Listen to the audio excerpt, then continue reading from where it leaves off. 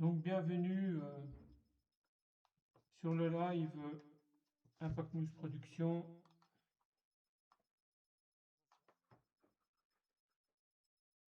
Donc, voilà, Emmanuel, je vous laisse vous présenter. Voilà, écoutez, merci déjà de m'inviter ce soir sur votre chaîne, merci beaucoup. Oui, alors voilà, donc moi je suis Emmanuel Taffarelli, j'ai 51 ans, je vis et travaille à Mulhouse, je suis dans le milieu de la formation professionnelle et sinon, de temps en temps, je fais aussi un peu de politique depuis un peu plus de 20 ans. Et pour 2026, j'ai entrepris de présenter une liste municipale parce que je pense que la ville de Mulhouse a besoin d'un nouvel élan, de se relancer après des années de stagnation et de gestion parfois un peu hasardeuse. Et donc pour ce faire, j'ai choisi de faire une union des droites, c'est-à-dire de rassembler toutes les personnes de différentes obédiences politiques, de différents partis politiques, comme Debout la France, Reconquête, l'Action française, le Parti de la France, des collectifs comme par exemple le collectif Némésis aussi, ou des gens simplement qui se sentent proches de nos idées, de notre vision, pour monter une liste, donc Restaurer Mulhouse. Donc voilà, notre objectif est de faire évoluer la ville de Mulhouse avec trois lignes de force principales qui sont les libertés, l'identité et la sécurité. Après, je pourrais vous expliquer plus longtemps, un peu plus longuement, ce que représentent ces trois lignes de force pour nous. Voilà. Elle passe sur une base euh,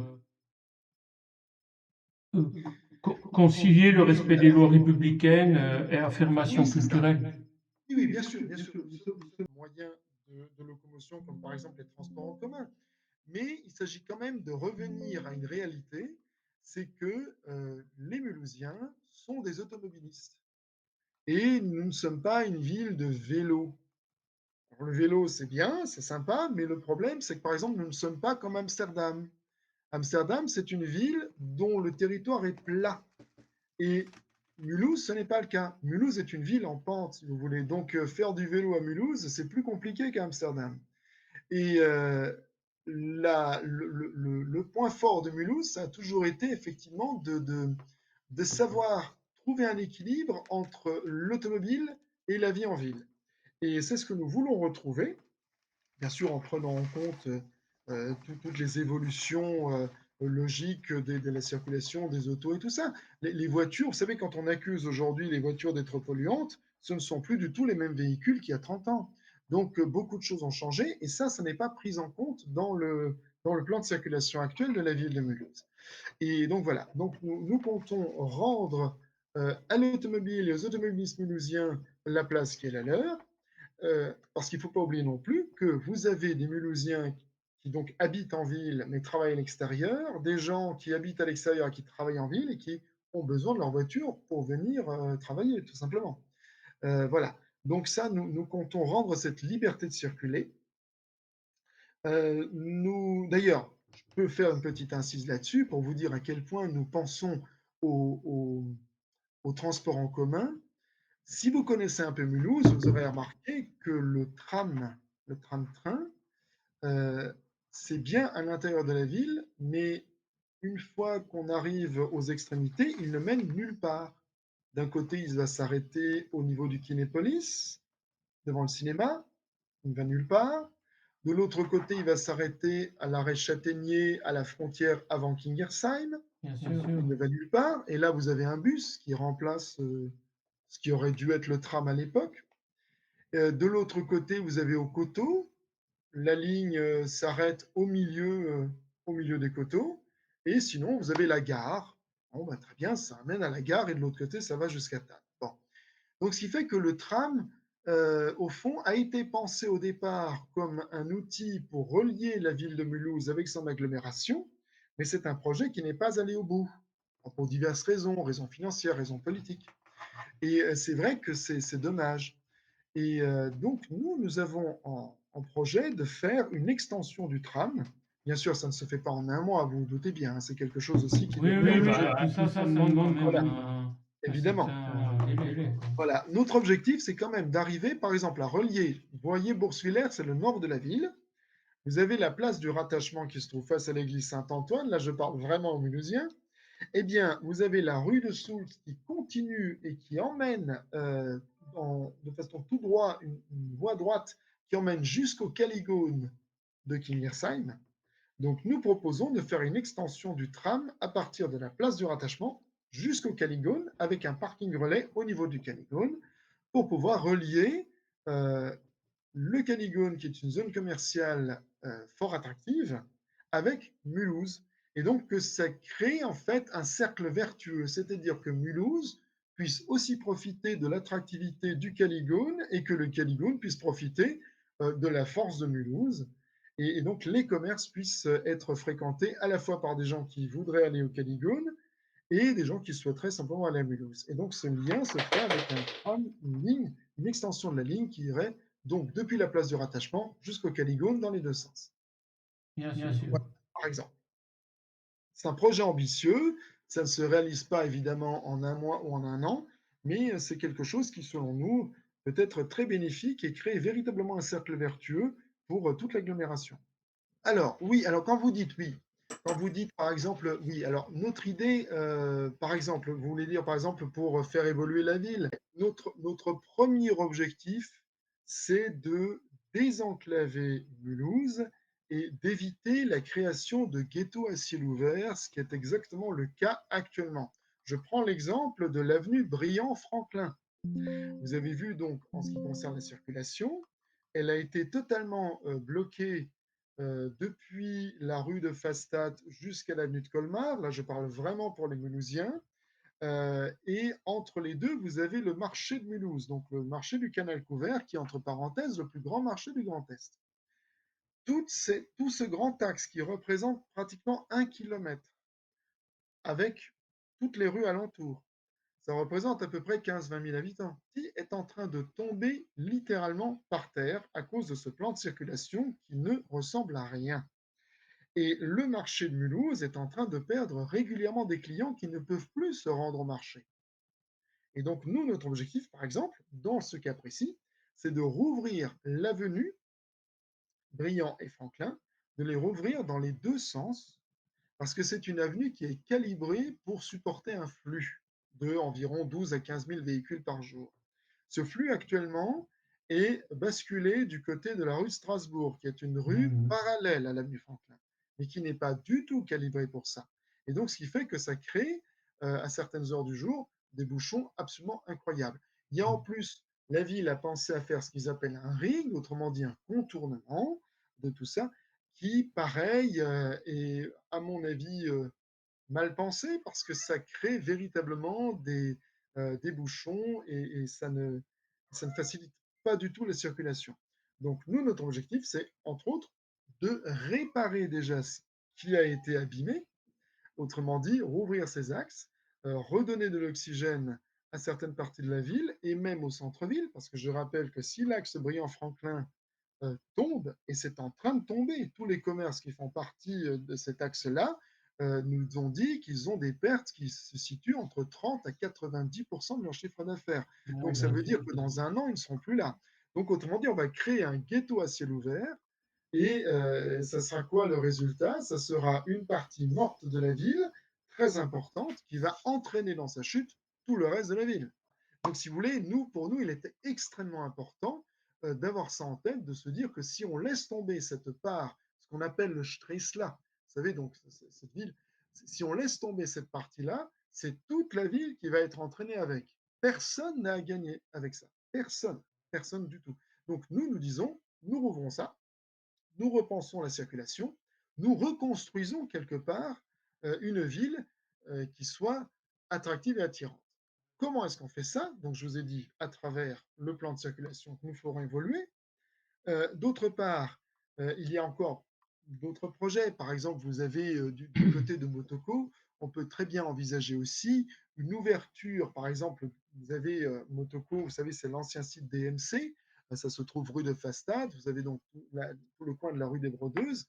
tout cet endroit-là est un peu enclavé. On peut très bien imaginer faire une ouverture de cette enclave-là vers l'avenue DMC qui se trouve de l'autre côté, donc qui est en fait perpendiculaire à la rue de Pfastatt et qui constitue les contours du site DMC.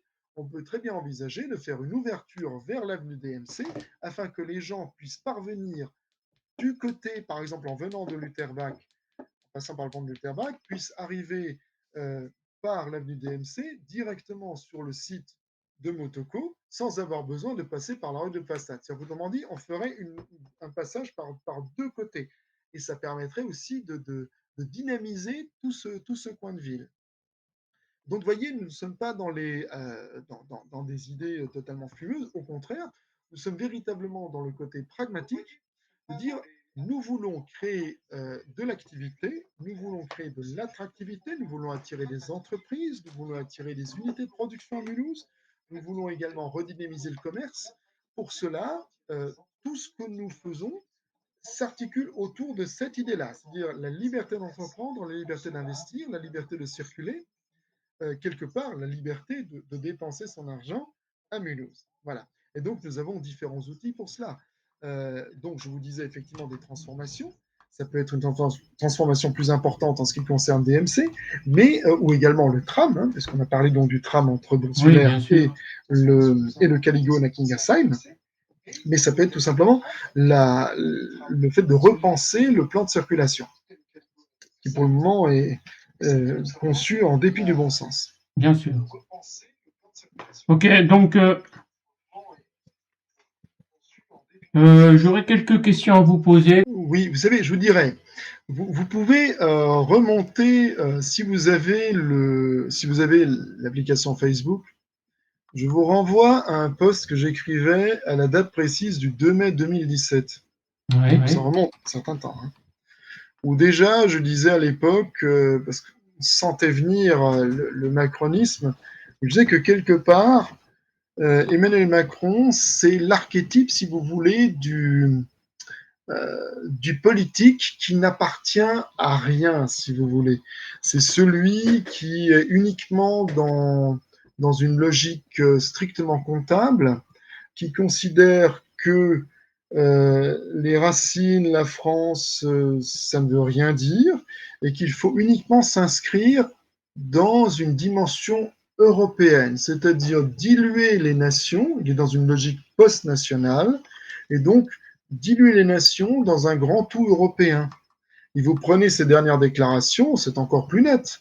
Il ne parle même plus, il ne prononce même plus le mot de France, il ne prononce plus que le mot Europe. Mais ça ne date pas d'aujourd'hui. Dès le départ, dès 2017, c'était déjà son credo, si je puis dire.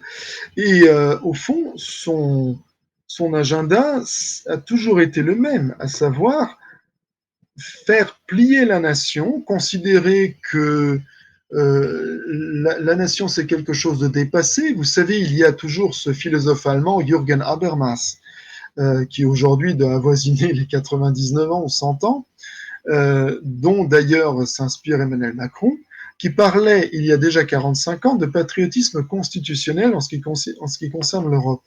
Autrement dit, ça voulait dire quoi? Jürgen Habermas partait du principe que on peut supprimer la nation en remplaçant le sentiment national par un sentiment constitutionnel, ce qu'il appelait le patriotisme constitutionnel. Et quelque part, l'Europe est allée exactement, l'Europe telle qu'on la connaît aujourd'hui, la Commission européenne, le fonctionnement européen, est allé complètement dans ce sens-là. Et donc, ça revient à dire, voilà, la Constitution, le fait d'être une espèce d'espace sans frontières, un espace unique où finalement on n'appelle pas les gens ni des Danois, ni des Espagnols, ni des Français, des Italiens, on les appelle globalement les Européens, et où les nations sont totalement diluées. Et ça, c'est le projet d'Emmanuel Macron depuis le départ. Et au fond, il ne s'en est jamais caché. Il ne s'en est jamais caché. Il a toujours été dans cette idée-là.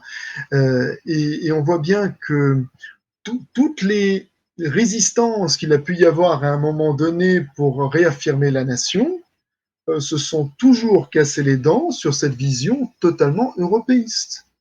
Parce que quand il va vous parler, par exemple, de frontières, si vous parlez des frontières au niveau français, les macronistes vont vous expliquer que c'est du repli sur soi. Et par contre, si vous parlez des frontières au niveau européen, c'est formidable, c'est de la responsabilité, c'est génial.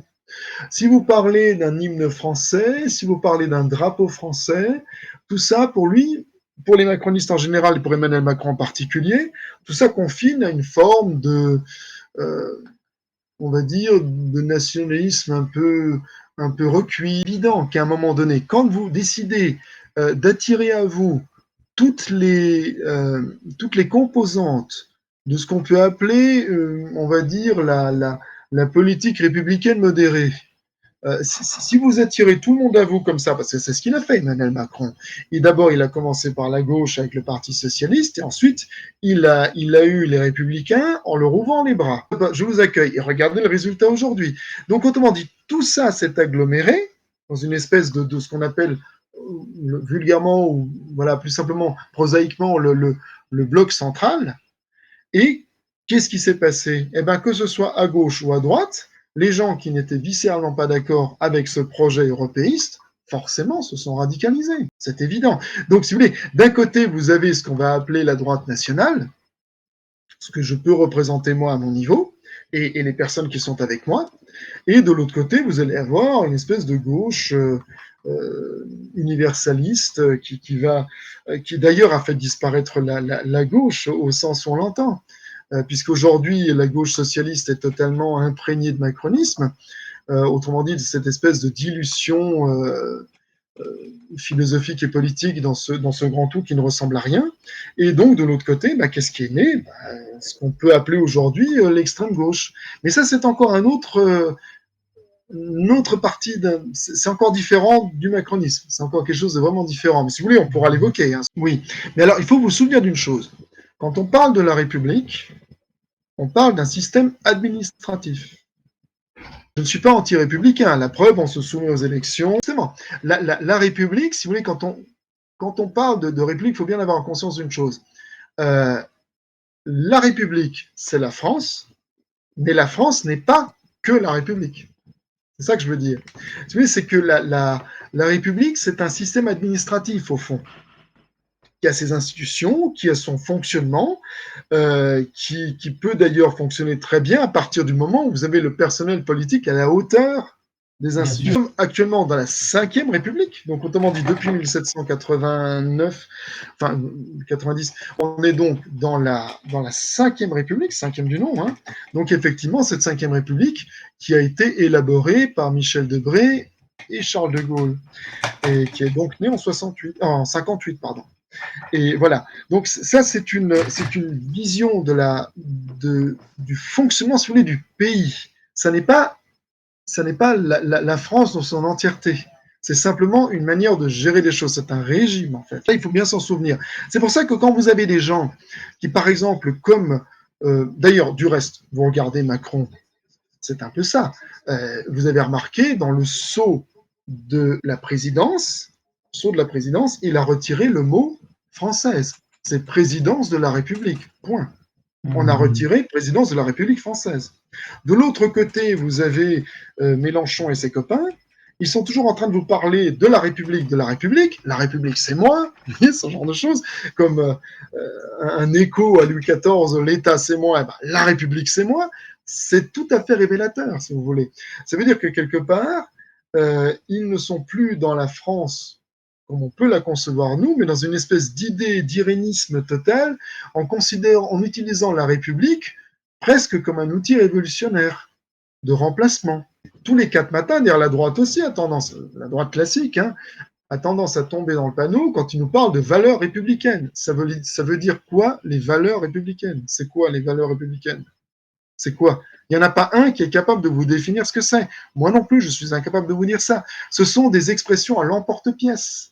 Et par exemple, quand on nous parle de République tous les 4 matins, je suis désolé. Moi, par exemple, quand je fais à manger ou je mange avec des amis, nous ne mangeons pas de la cuisine républicaine. Nous mangeons de la cuisine française. Quand je bois du vin, parce que je bois du vin, modération, attention, mais je bois du vin, je ne bois pas du vin républicain. Je bois du vin français. Vous voyez ce que je veux dire? C'est de remplacer par le terme République tout ce qui est français. Alors qu'en réalité, ça n'est pas ça, la France. Vous voulez, ça n'est pas que ça. Bien Et sûr. ça, c'est l'arme qu'utilisent, c'est l'arme sémantique qu'utilisent tous les ennemis de la France telle que nous la concevons. Et si maintenant nous venons, nous, avec le mot France en avant, ces mêmes personnes vont nous expliquer que nous sommes des extrémistes, des faits. Nous n'avons rien contre la République. Moi, je n'ai rien contre la République. Simplement, je dis, rappelez-vous, c'est un régime. C'est simplement un régime. Ça n'est pas la France, ça n'est pas que ça. La France n'a pas démarré à la Révolution française. Il y a à peu près 14 ou 15 siècles qui précèdent la Révolution. Donc ça, faut pas l'oublier. Et ça, si vous voulez, des gens aussi bien à l'extrême gauche, mais même des macronistes, ont tendance à oublier ça. Même certains macronistes iraient même plus loin. Vous direz que la France, quelque part, démarre en 1957 avec le traité de Rome, pour ce qui est devenu l'Europe. Et qu'ensuite, c'est là que ça commence plus ou moins. Vous voyez, avec encore en 53 la communauté européenne du charbon et de l'acier, 1957 le traité de Rome, ça commence là. Si vous voulez, pour aller vite, parce qu'effectivement, ça peut être un sujet, on peut. Vous avez tout à fait raison. Je vous dirais, vous savez, quand vous parlez effectivement de déconstruction, vous avez raison.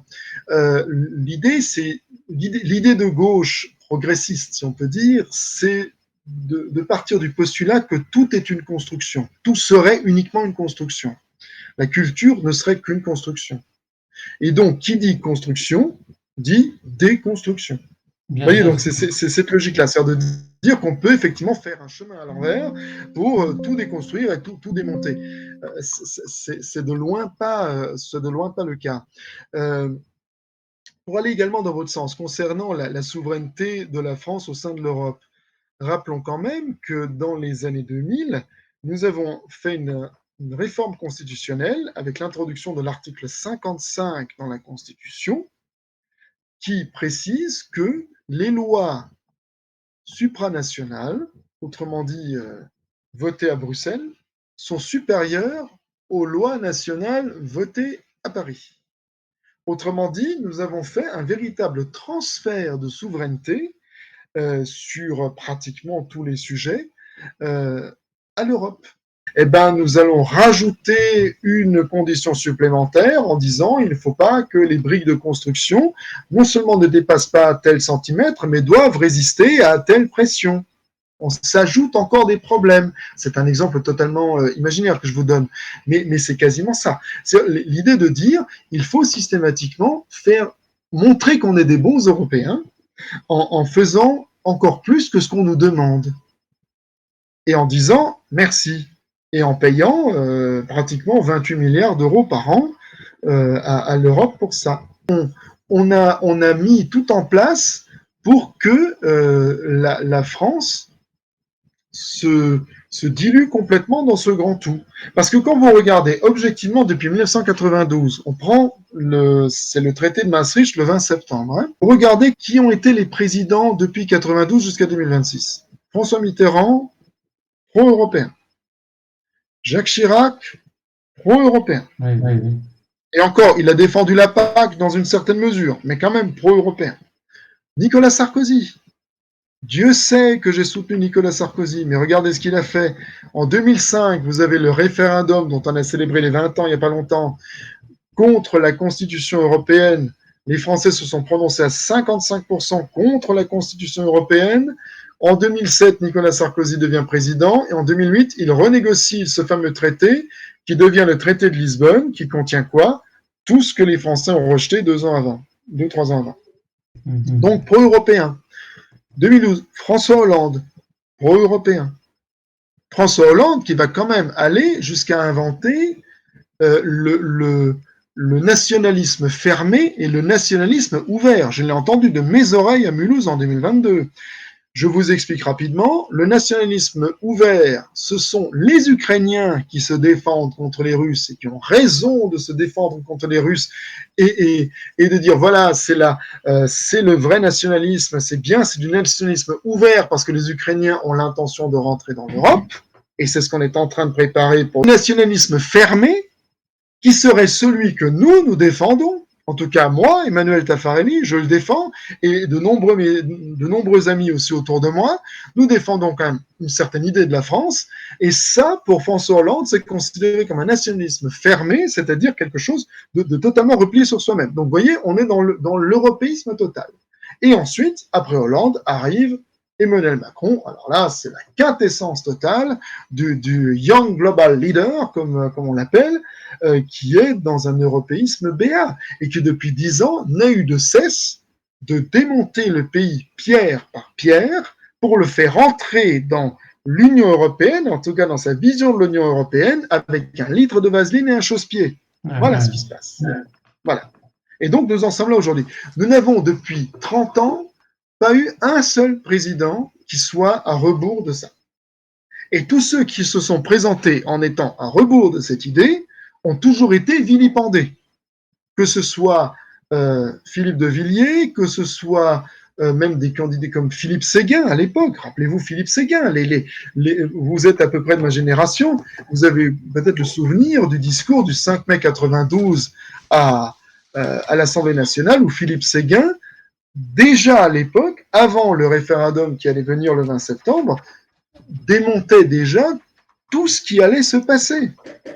Et tout ce que nous vivons aujourd'hui, Philippe Séguin l'avait prévu de manière prémonitoire, en disant, mais attendez, on va vendre toute la France va partir au profit de ce projet totalement pharaonique et éthéré qu'est l'Union européenne avec la dilution des nations, et de la nation française en particulier, parce que nous sommes quand même un des pays fondateurs. Donc c'est quand même extrêmement grave ce qui est en train de se passer. Si vous voulez, ça c'est tout l'enjeu, par exemple, du Mercosur. Mercosur, qui est quand même un traité qui est en délibération, en discussion depuis 25 ans. Depuis 25 ans, c'est le cas. Et si vous voulez, le Mercosur, c'est quoi? C'est le sacrifice annoncé, assumé de toute l'agriculture française au profit de l'industrie allemande. Les Allemands ont négocié pour vendre des voitures au Brésil, entre autres. C'est une partie du Mercosur, si vous voulez. Mais le sacrifice que la France doit consentir, c'est celui de son agriculture. Voilà. C'est carrément ça. Alors, attention, si vous regardez dans le détail, le Mercosur, c'est ça qui est pernicieux, n'est pas forcément un mauvais accord en soi. C'est-à-dire que c'est si vous voulez, c'est le marché mondial démultiplié. Il y a des entreprises françaises qui vont s'en sortir très bien avec le Mercosur. Par exemple, vous pensez au luxe, vous pensez même peut-être le vin, des matériaux qui peuvent s'en sortir. Mais le prix à payer, c'est le sacrifice de l'agriculture française. Et ça, c'est extrêmement grave, parce que si vous voulez, ça revient à dire que nous sacrifions sur l'autel du marché mondial ce qui fait notre pays. Notre pays, il faut quand même se souvenir, au moment de la Révolution française, vous avez cette espèce de division presque inventée du pays entre le clergé, la noblesse et le tiers-état. Le tiers-état étant le peuple comme vous et moi. Hein. Donc vous avez la noblesse, le clergé, ça représente combien? Ça représente 2% de la population de l'époque. C'est le tiers-état, c'est-à-dire toute la paysannerie en gros. Un peu la bourgeoisie, qui d'ailleurs a bien tiré son épingle du jeu de la Révolution, bien sûr, mais c'est toute la paysannerie. Si on remonte loin dans la généalogie de chaque Français, vous avez dans 9,5% des cas des gens qui ont soit des paysans, des agriculteurs ou des éleveurs dans leur famille. Donc c'est le cas. Rendez-vous compte, on a par exemple, depuis 1990, on a diminué, même depuis 1970, donc depuis 55 ans, on a diminué par 5 ou 6 le nombre d'exploitations en France, d'exploitations agricoles. Il y en avait plus d'1 million il y a 5 ans. Et on en est à 480 000, donc ça fait déjà 390 000. Autrement dit, on divise bien par 3, et d'ici 2035, il y en aura encore 100 000 de moins. On arrive à des agriculteurs un agriculteur se suicide quasiment de ça. Et ça, c'est un plan social qui a commencé il y a bien longtemps, dont on n'a pas pris vraiment la mesure, dont maintenant, quelque part, on réalise ce que ça veut dire. On dit, attendez, on est en train de sacrifier notre indépendance alimentaire, notre identité française. C'est ça, la paysannerie, c'est l'identité française. On est en train de sacrifier ça sur l'autel du marché. Et ça, c'est absolument scandaleux. Ça. C'est totalement scandaleux. Les lois, ils viennent de Bruxelles sur l'agriculture. Oui, bien sûr. Rien, hein. Le pacte, il a complètement paralysé le système français, quoi. Oui, parce qu'on a donné, si vous voulez, comme je vous disais avant, on a mis dans notre constitution française, le fait que des lois décidées ailleurs sont plus fortes que les nôtres. Ça veut dire que nos députés, nos sénateurs, qui passent leur temps à voter des lois et d'ailleurs parfois ne s'entendent même pas, peu importe, mais ça veut dire que tout leur travail, de toute façon, ne sert pas à grand-chose, puisque c'est tout ce qui sera décidé à Bruxelles qui prendra le pas. Et ça, c'est totalement dingue. Ça, c'est absolument fou. Et donc, quand vous avez des gens qui, effectivement, on se dit, mais quelle est la solution dans pareil cas? Évidemment qu'on peut être tenté de se dire, il faut quitter ce système.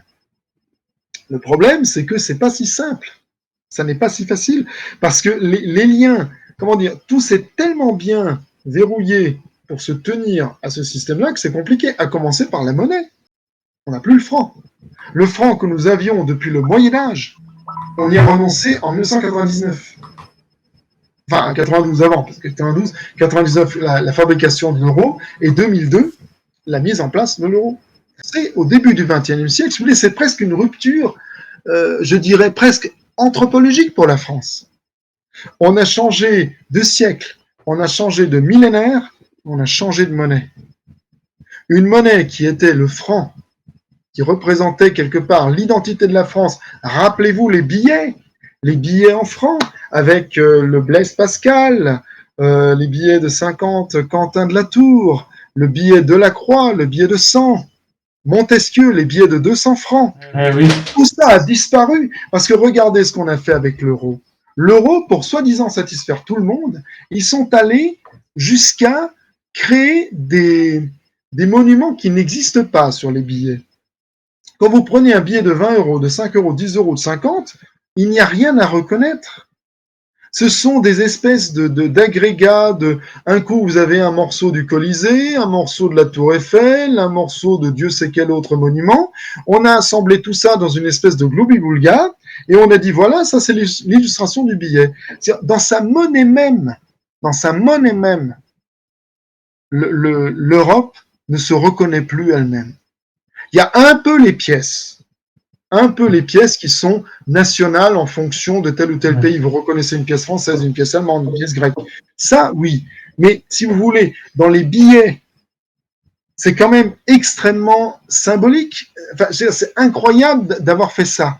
Et ils ont fait ça pour, soi-disant, ne vexer personne. Pour dire, ouais, voilà, c'est l'argent de tout le monde, donc voilà. Mais vous vous rendez compte, ça veut dire qu'ils n'ont créé aucun lien aux nations. C'est devenu quelque chose de totalement éthéré. Donc c'est de l'argent dont on se sert, mais qui finalement ne nous raccroche à rien, si ce n'est à un marché. Voilà. Tout à fait, mais c'est un business. Hein. Exactement. Sans compter par rapport au franc, vous évoquiez le franc, je crois que c'était 1 euro, c'était 6 francs et quelques, hein, quelque chose comme ça. Ouais, c'était 6 francs, 6,57.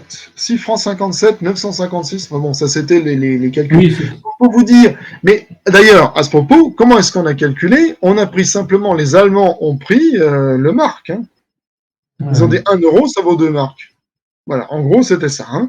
Et tout le monde s'est aligné, plus ou moins, en faisant un calcul, en disant, bon, alors si pour eux ça vaut ça, alors pour nous ça vaut ça. Mais ce sont les Allemands qui ont décidé. Oui, tout à fait. Voilà. Voilà comment est-ce que nous avons renoncé à tout en 25 ans. Et vous regardez, finalement, en très peu de temps, parce que 2002, on est en 2026, ça fait 24 ans cette année que l'euro est arrivé dans la vie de tous les jours. Hein. Regardez à quel point on se sent complètement détaché par rapport à tout ça. Évidemment qu'il y a le côté pratique. On se dit, c'est pratique de se dire, notamment dans notre région frontalière, d'aller en Allemagne, par exemple, à côté, et qu'on dépense le même argent. Il y a un côté pratique. Mais quand même, philosophiquement parlant, on a renoncé à énormément de choses pour ça. On a renoncé quelque part à ce que nous sommes, au profit du marché. Et ça, pour moi, c'est quelque chose de... C'est extrêmement grave, ça. C'est extrêmement grave. Et ça explique en partie le malaise qui existe dans le pays actuellement. En partie seulement. Oui, oui. On voit bien que sur tous les plans, on a chuté. Hein, On a renoncé. On a fait pire que ça. C'est même pas chuter, c'est par renoncement. C'est ça le problème. Et quand vous savez, je reviens à la politique mulhousienne, quand nous défendons, je vous ai dit les libertés, on défend l'identité. L'identité, c'est quoi? Je le répète, je le répéterai toujours. C'est le droit inaliénable à demeurer la référence chez soi. C'est-à-dire que Mulhouse est en France, c'est la France qui doit primer. Mulhouse est en Alsace, c'est l'Alsace qui doit être défendue. oui. C'est ça le truc. C'est l'identité française. Ça veut dire on ne va pas prendre les normes sociales d'un autre pays. On ne va pas prendre les lois d'un autre pays.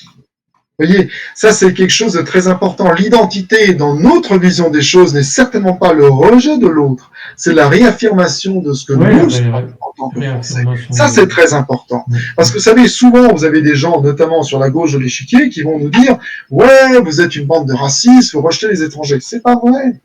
Bien sûr que non. Bien sûr que non. Après, quand on nous dit « Oui, mais on est tous plus ou moins des étrangers. » Bien sûr, je le sais, moi aussi.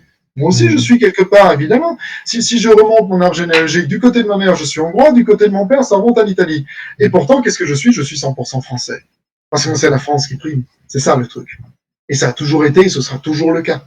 Et c'est ce que nous défendrons, c'est ce que je défendrai toujours. Et c'est ce que je continuerai à affirmer. Et à Mulhouse, c'est d'autant plus vrai, quand vous savez que nous avons 147 ou 150 nationalités présentes, c'est d'autant plus important de réaffirmer ce que nous sommes. Bien sûr. Et je vais vous dire, ce ne sont même pas les gens étrangers qui vont trouver quelque chose à redire par rapport à ça, c'est la gauche progressiste qui va trouver ça absolument horrible. Parce que c'est des gens comme vous et moi. Oui, oui, absolument. C'est eux vraiment qui vont trouver ça totalement... En fin de compte, ils se servent d'une population liée de l'immigration pour faire leur... comment dire Alors, ça c'est effectivement, ça c'est encore un autre truc. C'est-à-dire qu'effectivement, vous savez, on a avec la France insoumise, et on peut en parler puisqu'il y a un candidat LFI à Mulhouse, en tout cas qui a des prétentions. On l'a vu, hein, on s'en souvient. C'est l'idée de cette nouvelle France. C'est quoi l'idée? Vous savez, la gauche française en tout cas, pour pas dire mondiale, mais la gauche française a toujours été marquée par le coup d'État permanent. Rappelez-vous du livre de François Mitterrand paru en 1965, le coup d'État permanent. Quand vous entendez aujourd'hui un Jean-Luc Mélenchon nous expliquer que il faut tout conflictualiser et qu'il faut changer la vie. Changer la vie, c'était le slogan du Parti socialiste dans les années 70, avant l'avènement de François Mitterrand en 81. Changer la vie, il faut toujours changer quelque chose. Et si vous voulez, c'est l'aboutissement de cette philosophie-là, de dire on va remplacer un peuple par un autre. C'est ce que disait Bertolt Brecht dans les années 30, le peuple vote mal. Ça se passe aux États-Unis, avec le Parti démocrate qui a tout fait pour avoir des millions de migrants et qui puissent voter un peu aux élections, un peu n'importe comment. Eh ben, en France, c'est ce qu'ils veulent faire. Regardez ce que faisait la dernière proposition de la gauche, qui d'ailleurs a été acceptée en commission des lois. Ça ne veut pas dire que c'est encore voté, loin de là, hein, mais ça a quand même été accepté en commission des lois. Le fait d'accepter que des étrangers présents sur le pays, sur le sol, votent aux élections municipales. Donc, ça veut dire que selon ces gens, un Algérien, un Marocain, un Tunisien, un Malien, un Somalien, un Sénégalais aurait autant le droit de vote qu'un Français. Or, je suis désolé, non, ce n'est pas possible. Parce que le droit de vote est assujetti à la citoyenneté. Hein, c'est le suffrage universel, ce sont les citoyens qui votent. Et citoyens français. Parce que ne rêvez pas. Si maintenant nous donnons, par exemple, aux Sénégalais le droit de voter en France, est-ce que nous aurons la réciprocité au Sénégal? Est-ce que moi, en tant que Français, je pourrais aller voter à Dakar? Non. Je pense pas. Hein? Non. Ou est-ce que moi, en tant que Français, je pourrais aller voter à Alger? Je pense pas non plus. Donc, à un moment donné, il faut quand même arrêter les conneries. Donc ça, qu'est-ce que c'est cette idée de vouloir faire voter le monde entier en France, si ce n'est soutenir cette idée qu'il faut absolument remplacer un peuple? Parce que ça veut dire que s'ils ont le droit de vote, ils ont donc le droit de se présenter. S'ils ont le droit de se présenter, ils ont le droit d'avoir des élus, ça veut dire des grands électeurs. S'ils ont le droit d'avoir des grands électeurs, ça veut dire qu'ils peuvent avoir des sénateurs. Et s'ils ont le Sénat, ça veut dire qu'à terme, ils auront aussi l'Assemblée nationale. Et s'ils ont le Sénat et l'Assemblée nationale, ils ont le pays. Voilà la réalité. C'est ça, la réalité des choses. On a vu ce qui s'est passé en Angleterre. Oui, les choses, dans 20 ans, on y est, à la manière dont ça se passe. Si on ne fait rien. Si on ne fait rien. Bien sûr, tout à fait. Voilà. On voit tout doucement les choses évoluer, en tout cas pas, je dirais pas d'un côté positif, quoi. Bien sûr, mais je vous dirais pourquoi, d'ailleurs, puisqu'on y est, pourquoi est-ce qu'on se présente aux élections municipales? C'est aussi quelque part contre cet état de fait. Quand vous regardez globalement sur Mulhouse, les 25 dernières années, ce sont des gestionnaires. Jean-Marie Bockel est arrivé en 2008 pour son 4e mandat, je crois. 4e mandat, il en a fait 2 ans, avant de passer la main à Jean Rotner en 2010. Pourquoi? Parce que c'était de la gestion. Jean Rotner a commencé, il a fait un premier mandat, il l'a terminé en 2014, pour passer la main en 2017 à Michel Lutz. Pourquoi? Pour faire de la gestion, pour aller faire sa carrière politique personnelle, aller à la région, espérer devenir ministre, ce qu'il n'a jamais été, et en plus, pour quitter la vie politique en 2022 de manière totalement pitoyable. Enfin bon, ça c'est encore autre chose. Oui, mais pour vous dire, Michel Lutz remplace Jean Rotner en 2017 sur le même principe que Rotner avait remplacé Bockel en 2010. Elle se fait élire en 2020 dans les pires conditions qui soient avec le Covid et en plus, en rappelant une chose, elle a été élue à l'époque, il y a 49 000 électeurs à Mulhouse.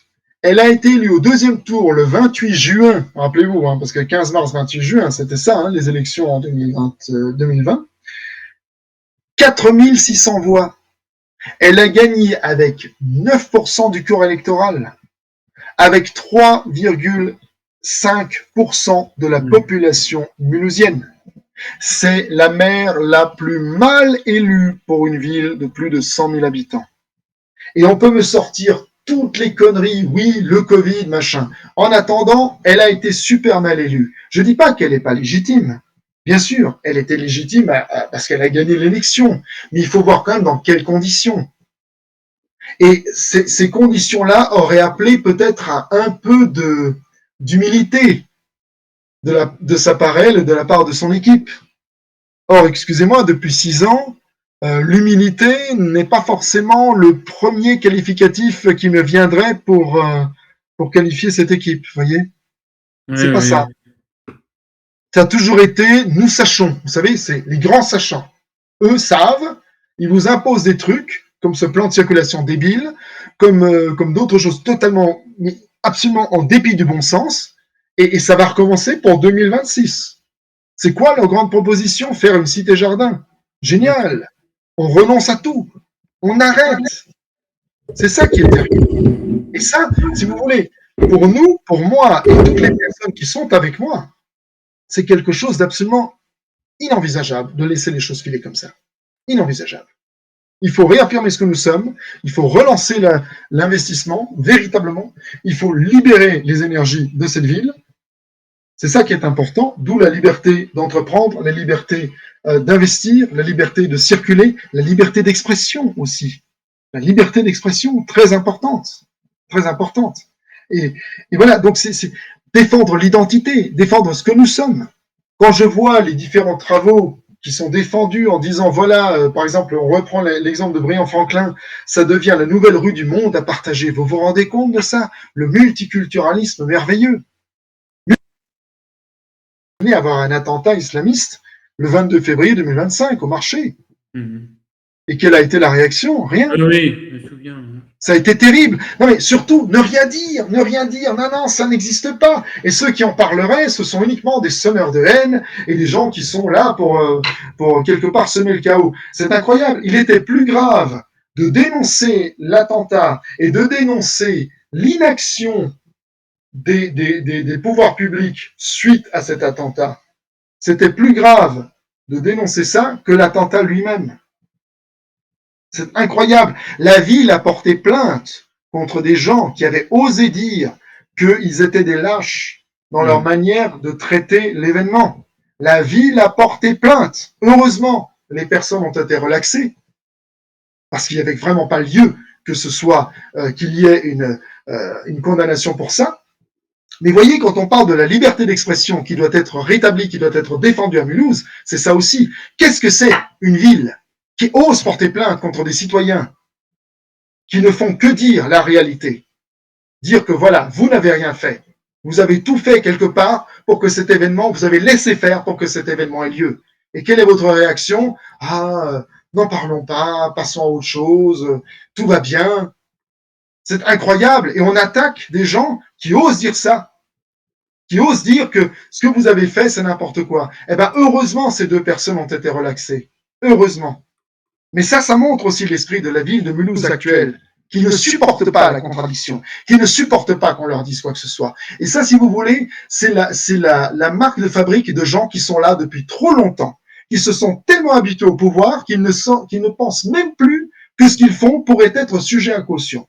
Et c'est pour ça que la ville a besoin véritablement d'un nouvel élan. Et c'est ce que nous proposons. À un moment donné, on arrête avec cette espèce d'hubris délirant et on passe à autre chose. Il faut vraiment quelque chose de fort. Voilà. Donc là, alors j'aurais une question. Vous m'entendez? Oui. Vous m'entendez? Alors, je ne vous entends pas. Ah. Sécurité, ça passe. Il y a plusieurs aspects. Le premier aspect évident, c'est la police municipale. La police municipale, actuellement, vous savez, c'est 75 agents, chefs compris. Police municipale à Mulhouse, hein. Donc pour une ville de 100 000 habitants. Oui, bien sûr. À titre de comparaison, une ville comparable comme Perpignan a 200 policiers dans sa ville. C'est une grosse brigade. Voilà, ils ont 200 flics contre nous, 75. Ça ne va pas. Donc nous proposons, nous, sur la durée du mandat de 6 ans, voire 7 ans, parce que 2032 étant une année présidentielle, il y a de fortes chances que l'élection municipale soit reportée à 2033, comme ça a été le cas en 2007-2008. Donc le prochain mandat a de grandes chances de durer 7 ans au lieu de 6. Nous proposons, nous, le doublement des effectifs de la police municipale, donc de porter de 75 à 150, parce qu'il faut bien se rendre compte, 75 agents, chefs compris, il n'y a pas 75 agents tous les jours en ville, parce que vous avez évidemment les contraintes horaires, vous avez les vacances, vous avez les maladies. Donc en gros, on va dire qu'il y a entre 50 et 60 personnels qui sont là, sur les 75. Voilà, donc ça c'est une réalité. D'autre part, nous proposons donc le doublement avec un budget qui soit à la hauteur de l'enjeu. Parce que actuellement, les policiers municipaux sont localisés dans l'ancien commissariat, alors ça c'est pour le Mulhousien, de la caserne Coeurne, qui se trouve à côté de la caserne des pompiers. C'est l'ancien commissariat avant que la police nationale déménage en hôtel de police, qui se trouve au haut de la Meursault. Et donc les locaux ne sont absolument plus adaptés. Donc ça ne va pas. Donc nous proposons une rénovation de ces locaux et également la mise en place de nouveaux locaux pour le développement des 150 policiers à terme. Également, nous allons faire en sorte qu'ils aient du matériel qui soit correct, en bon état de fonctionnement. Par exemple, les véhicules de la police municipale actuelle, une partie de ces véhicules est régulièrement en réparation parce que les véhicules sont trop vieux. Donc ça, on ne peut pas travailler dans de bonnes conditions avec du matériel qui ne fonctionne pas bien. Ouais, et en plus, les budgets, ils sont Absolument. Non, mais Il y aurait beaucoup à revoir. Hein. oui, mais c'est ce que nous disons. Si vous voulez, il faut une réorientation du budget. Le budget de la ville, c'est 277 millions d'euros actuellement. Hein. Donc, évidemment, moi, je rêve de le voir monter à 300 millions par le truchement des nouvelles entreprises qui viendront à Mulhouse en créant de l'emploi et seront bien contentes à ce moment-là de payer des impôts locaux pour enrichir la ville, parce que les facteurs, les vrais enrichisseurs de la ville, les facteurs de croissance, ce sont les entreprises. Et donc, on va réorienter forcément une partie du budget vers la sécurité humaine. Quand on dit 150 agents, parce que vous avez actuellement aussi un autre volet dans la protection. On a aussi, je pense, à la police municipale, la brigade cynophile, vous savez, la brigade de chiens. Il y a une brigade, on va au moins la doubler. On va doubler avec une autre brigade dans des locaux adaptés, évidemment, parce que les brigades cynophiles peuvent être très utiles contre certains trafics et ce genre de choses. Voilà, donc on redéfinit évidemment le rôle de la police municipale, qui devra être un rôle véritablement de protection du citoyen. C'est pour rétablir la sécurité que tout Mulhousien mérite. Il y a un autre aspect souvent dans la sécurité dont on parle souvent, c'est la vidéoprotection. Actuellement, vous avez 350 caméras de vidéoprotection, qui d'ailleurs ne sont pas à Mulhouse, oui. Au 14 mars 2025 de mémoire, c'était 350 caméras de vidéoprotection installées. Il faut savoir que les opérateurs vidéo actuels de ces lieux de protection ne sont pas des policiers municipaux. Ce ne sont pas des policiers. Ce sont des gens qui font partie d'une société extérieure et qui ne sont pas du tout formés pour ça. Ce sont des gens qui ne sont pas formés pour ça. Ce ne sont pas des policiers municipaux.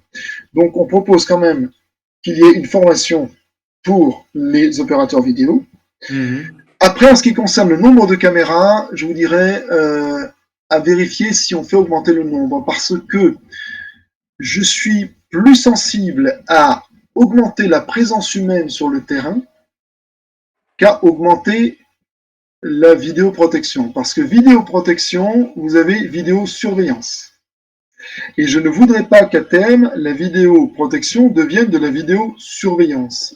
C'est-à-dire que quelque part, on puisse utiliser le système de vidéosurveillance pour des systèmes plus loin, utilisant l'intelligence artificielle, qui puissent nous emmener vers une forme de crédit social à la chinoise. Vous voyez ce que je veux dire? Ça peut paraître un peu complotiste quand je dis ça comme ça, mais je suis très prudent par rapport à la vidéoprotection.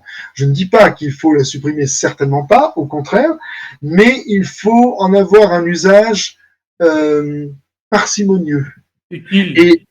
Utile, exactement. Et je préfère mettre l'accent sur les renforts humains sur le terrain, notamment par le truchement de la police municipale et par le doublement des effectifs. C'est plutôt ça. Ensuite, dans la sécurité, il y a un autre aspect, c'est la propreté. La propreté fait partie de la sécurité. On se sent plus à l'aise dans un endroit propre. Vous savez, il y a deux sociologues américains dans les années 80 qui s'appelaient James Wilson et Paul Kelling, je crois, si je me souviens bien, qui avaient développé la théorie du carreau cassé. C'est-à-dire, quand vous avez un carreau cassé quelque part, si vous ne le réparez pas tout de suite, eh ben, les autres carreaux ont tendance à se casser. Et ça veut dire que si on laisse une trace de dégradation à un endroit, tout va se dégrader petit à petit. Si on ne fait rien, tout se dégrade. Parce que finalement, on se dit, on ne risque rien à casser une vitre, donc on va en casser une deuxième, une troisième, ainsi de suite, et donc tout se dégrade. Et finalement, ça se casse la gueule. Et ça devient sale et insalubre. Et là, la criminalité se met plus facilement en place. Parce que les gens se méfient, ils ont peur et tout. Bon. Et donc, je dis, la propreté participe de la sécurité. C'est pour ça d'ailleurs que le samedi 7 mars, avec la liste Restaurer Mulhouse, nous lançons à 9h du matin un grand nettoyage de l'avenue Briand-Franklin. J'ai vu sur les réseaux. Voilà, grand nettoyage citoyen, pour justement sensibiliser à ça, en disant, un endroit propre, on aura plus envie de le défendre. Et voilà, donc c'est pour mettre en lumière ça. Pour mettre en lumière ça, justement. Que chacun aussi est responsable quelque part de ce qu'il produit comme déchets, évidemment. Et que si on entretient un endroit, on a plus envie, non seulement on a envie d'y vivre, on a envie de le défendre, et ça participe de la sécurité générale. Voilà. Donc cette journée citoyenne aura lieu le 7 mars. D'accord. Bah écoutez, on arrive à la fin de ce live. Hein. Oui. On a parlé de beaucoup de choses, hein, que ce soit sur le local, que ce soit sur le national. On a couvert tous les sujets que vous souhaitiez? Oui, écoutez, ça reste tout ça, ça reste homogène. Très bien. Et j'aurais encore une question. Je vous en prie. Qu'est-ce qui vous entoure aujourd'hui dans votre objectif? Est-ce que vous avez des partisans qui vous suivent? Des gens qui sont avec nous? Oui. Ah oui. Vous savez, on prévoit le 5 mars, nous allons avoir une réunion publique à laquelle vous pouvez participer sur inscription, qui se tiendra à Mulhouse. Et nous aurons parmi nous des figures nationales, oui, de mouvements qui sont avec nous. Oui, absolument. On développera aussi notre vision pour Mulhouse. Alors, vous avez bien compris une chose, on ne va pas arriver avec un programme avec, par exemple, 100 mesures. Parce que vous avez beaucoup de listes qui arrivent comme ça, les gars, ils ont fait 100 mesures. Bon. Mais souvent, ce sont des trucs, si vous voulez, c'est un peu du gadget pour moi. Parce que quand vous prenez les programmes d'il y a 10 ans, c'est à peu près la même chose. Et en gros, vous avez 75% des choses qui ne sont jamais faites. Par exemple, on vous dit, il y a des programmes comme ça, ils vous disent, bon, il y a un problème avec les personnes âgées, ben, on va faire une maison des seniors. Ok. Il y a un problème avec les parents, ben, on va faire une maison de la parentalité. Ah, bon, très bien. Il y a des problèmes d'incivilité, ben, on va créer une brigade contre les incivilités. Vous voyez, enfin, c'est des trucs, c'est des gadgets, si vous voulez. Parce que non seulement vous gardez l'existant, mais en plus vous ajoutez d'autres trucs. Ça, c'est rien. C'est des trucs qui vont peut-être marcher 3 mois et qui fonctionnent pas en réalité. Nous, ce que nous allons faire donc le 5 mars, c'est proposer notre véritable vision, à savoir orienter évidemment sur la liberté, l'identité et la sécurité, et ramener la mairie à son rôle, qui est celui d'organiser le cadre pour que la vie économique et sociale fonctionne. Il ne s'agit pas de reproduire l'État-providence ou l'État-nounou au niveau mulhousien. C'est pas simplement revoir l'éclairage, même si ce sont des choses importantes. Mais par exemple, il y a une chose importante qu'il faudrait aussi revoir, c'est la voirie. Parce que vous savez, les trous à Mulhouse, les rues mal foutues, il y en a toute une palanquée. Oui, donc ça aussi, il faut revoir ça. Évidemment, ça fait partie des choses. Donc nous revenons vraiment sur le rôle régalien d'une certaine façon. Nous assurerons la sécurité, nous assurerons la qualité des infrastructures, on assurera aussi la qualité de service au service des citoyens, par exemple avec la proposition d'une soirée nocturne, enfin d'une nocturne pour le service d'état civil. Une fois par mois, les services seront ouverts jusqu'à 22h pour accueillir les Mulhousiens qui ne peuvent pas venir par ailleurs pour, par exemple, établir des papiers, un passeport, une carte d'identité, faire leur démarche administrative. Eh bien, une fois par mois, nous proposerons l'ouverture des services jusqu'à 22h. Je ne vous entends pas. Vous établirez une autre structure.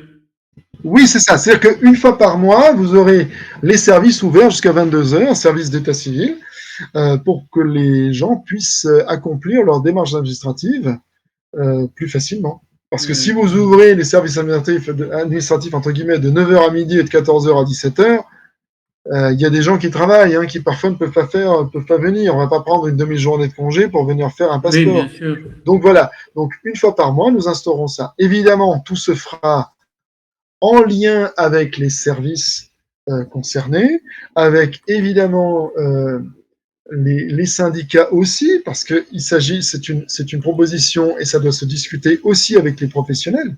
Alors, vous prenez l'exemple du parking du marché, oui, qui est gratuit 3 jours, 4 jours par semaine, 3 jours payants les jours de marché. Est-ce que quand le marché le parking est gratuit, est-ce qu'il y a des voitures ventouses? Uniquement, bien sûr, le parking de surface géré par la ville. En ce qui concerne les parkings en silo qui sont gérés par des sociétés externes, ça leur appartient, les tarifs seront ceux qu'ils décident. C'est uniquement ce que peut maîtriser la ville. Hein. Oui. De toute façon. Ça aussi, si vous voulez, c'est très important de le dire, parce que parfois vous pouvez avoir parfois des propositions, maintenant j'ai pas d'exemple en tête évidemment, mais dans certains programmes où ils disent voilà, on va lancer un truc, on va faire, et puis après on leur dit oui, mais attendez, ça dépend pas de la ville. Ah ouais, mais on va faire une concertation avec le département, concertation avec la région. Enfin bon, tout ça, excusez-moi, c'est du bullshit, ça sert à rien. Alors concertation, il peut y avoir évidemment pour des grands projets. Par exemple, je reviens sur l'exemple de l'extension du tram que nous décidons. Que nous voulons engager. Ça, effectivement, c'est une discussion avec l'agglomération, avec tous les bailleurs, avec tous les trucs. C'est évident. Mais en ce qui concerne, si vous voulez, tout ce qui relève des prérogatives de la ville, on prendra des décisions, effectivement, qui relèvent des prérogatives de la ville. Et on peut revoir l'émission, je pense. Oui, tout à fait. Elle restera elle sera en ligne. Hein. Très bien. Bah, écoutez, je vous remercie beaucoup pour votre invitation. C'était fort agréable. Et voilà. J'espère. Le mot de la fin? Pardon? Le mot de la fin? Oh, le mot de la fin. Les 15 et 22 mars, avec vous, nous allons restaurer Mulhouse. Votez Restaurer Mulhouse. Merci à vous. Merci. Bonne soirée, Emmanuel. Bonne soirée à vous. À bientôt. À très Au revoir. bientôt.